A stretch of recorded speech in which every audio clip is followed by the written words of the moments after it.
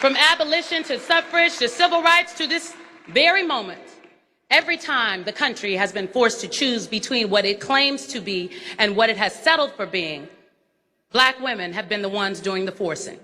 We organized the marches. We built the institutions. We wrote the laws and argued them in court. We turned out the vote when the vote was being suppressed. We held the line when the line was being abandoned. We have carried more often than any other people in this country the conscience of America. I've said it before, and I'll say it again until it sticks. Black women are being raised as men and then being blamed for not knowing how to feel like women. We are the ones that everyone depends on, the go-tos, the nurturers, the ones that hold everything together. Another reason why Black women are no longer interested in dating Black men is because we are realizing that you all are not equally yoked with us. If I could have one wish for the world, it would be that men and women could get pregnant. A just tried to write me and say, I don't get it. Who don't get it? I just 6 this week. What are you talking about? I get us. It's something I found that women can do that men can't do, right? I'll give you $100 if you can do it with no problem. So you do this, come closer a little bit. This, back up, and then put one behind your back. $100 too. Does he know that do you have the conversation? Because I know you said he wanted to be a young mom and everything. Yeah. You have those convos? Of course. I love that. I mean, he's such a good guy.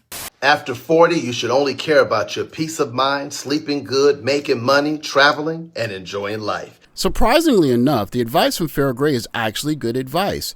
He is advising anyone over 40 to look out for themselves and do what's best for them. Of course, his audience is mostly women, so that's probably who he's meaning the idea for. But that said, if you're a man over 40, you could have one night, and that could involve having financial obligations for the next 20 years. So for men, of course, it's clearly the case that you should move in a way that essentially is going to give you the best lifestyle that you can have. And I do believe men across the board, not just men over 40, are looking for normalcy. Instead of seeing this environment where you hear this political rage almost, where if you're not voting the way that we vote, it's a problem, and we're the ones carrying the community, and we were raised to be like men, and all of these things you're seeing being brought into a conversation when a guy's simply looking for a safe place to land. It's very easy for guys to say, I got to look around and see if I can find something that's a bit more tenable and just flat out natural. But how did you meet? We met through our friend. We had a mutual friend. He actually is in charge of kind of staffing our teams, in the health, fitness space. So okay. He, connected Miles with his physical therapist, his trainer. Oh, got you. All that. And he did the same for me. I was kind of venting to him. I was like, I can't date anymore. I'm done. I'm just going to be single forever. I was being so dramatic. Yeah. I'm going to get a sperm donor. I don't need a man. I just want kids, and I'm going to live happy and free. And I've known him for a long time. We met in 2018. His name is Vinny. So Vinny and I met in 2018. And so he knows me. I'm his sister. He's like, you're literally so dramatic. Shut up. Vin goes, oh my gosh, what about Miles? And did you know him? No. Oh. I don't watch football, girl. So do you now? I watch him. Okay, but you get it? Did he explain all the things? Yeah. Okay. I feel bad for his friends and his team, because at all the games I was like, wait, what does that mean? I'm like, wait, where is Miles? I'm like, where is he? I just want to watch him run or do. What is he doing? They're like, oh, well, he's not on right now because offense. And I'm like, oh, wait, what does that mean? I have no idea what's happening. Of course, because of Chloe's stature, she purchased her family a home when she was 21 years old, and she said she was looking for what most all young ladies are looking for: someone tall, someone successful, someone more successful than her, and someone that's not taken aback by her success. And I guess that's fair enough to ask for. But what I like most about her talking about her relationship is that it just seems normal. She wasn't really into football. She was introduced to Miles through a mutual friend or a mutual acquaintance, and they just kind of hit it off. And it's not her looking in a newspaper and knowing, oh, he's a defensive player of the year and he's making this amount of money, or him going on some kind of dating app and saying, oh man, she's an incredible looking so and such. It's just a natural kind of relationship. And it's really kind of refreshing in this new era where essentially everything just seems like it's on its head almost. I was like reluctant because I don't know. I was like scared of dating an athlete.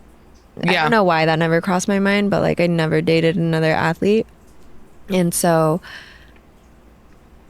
But he thought of him for you for some reason. Yeah. And so I was like, okay, like I'll talk to him real quick. Like I'm bored anyways. I'm in Aspen doing nothing. I already did my shopping. What do you mean I'll talk to him real quick? Like get him on the phone? Yeah. So Vin's like, okay, cool. Like let me FaceTime him because Miles was in Cabo at the time. But I on can't believe vacation. you cold FaceTimed him. Yeah, well, Vinny called because like Vin was like, okay, I might as well call him because I need to talk to him about like a couple things to work related. Oh, okay. So like, okay, let's just like do this and you guys can meet.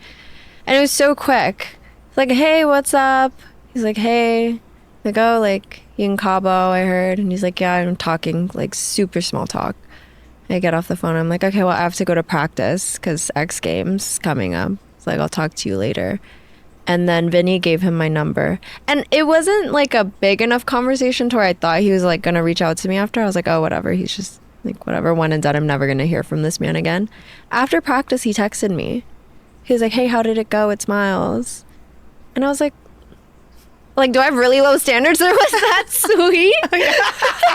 You're like, is the bar low or is he the nicest guy I've ever met? And he's texted me every day since then. Oh. Like after that, we were texting so much, having so much fun texting. And then like he'd be like, okay, going to bed, good night. And next morning, good morning. Now, I'm not going to be naive and pretend that Myles Garrett being 6'3", 290, whatever he is, and being one of the premier players in the NFL didn't help him land Chloe Kim.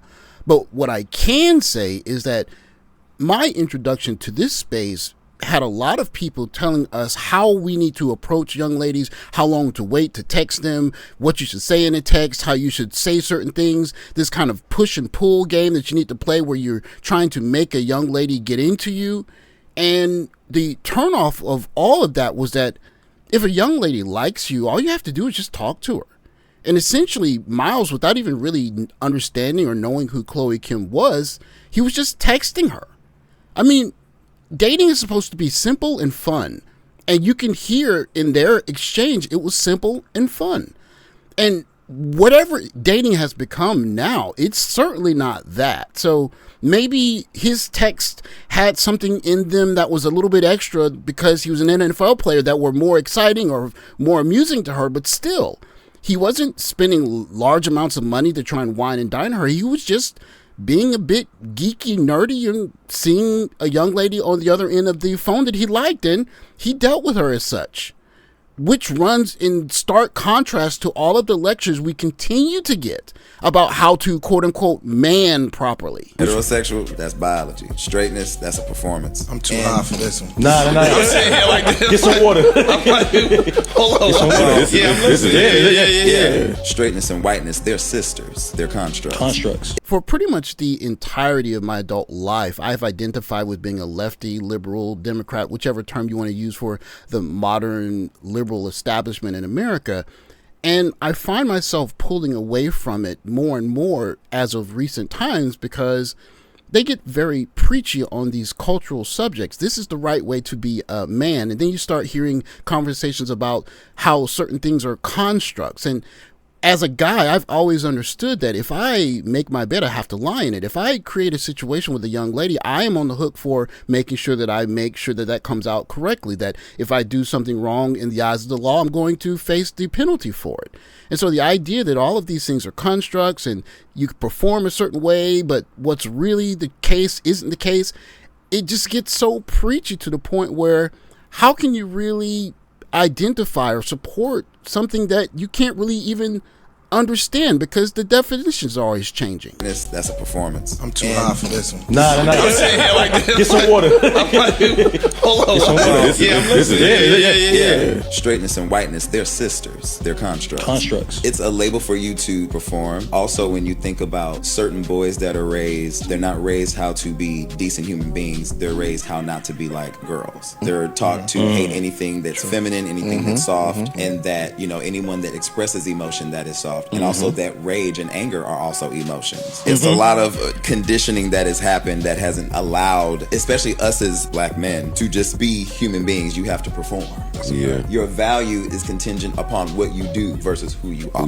I So understand that. when you can rest well in yourself, what somebody else does with their private parts ain't stressing you out. You're not trying to perform. That's a heterosexual man. But when you are straight, it's rah rah. I hate women. Homies over hoes. I went to Dallas, which is where he lives in the off season.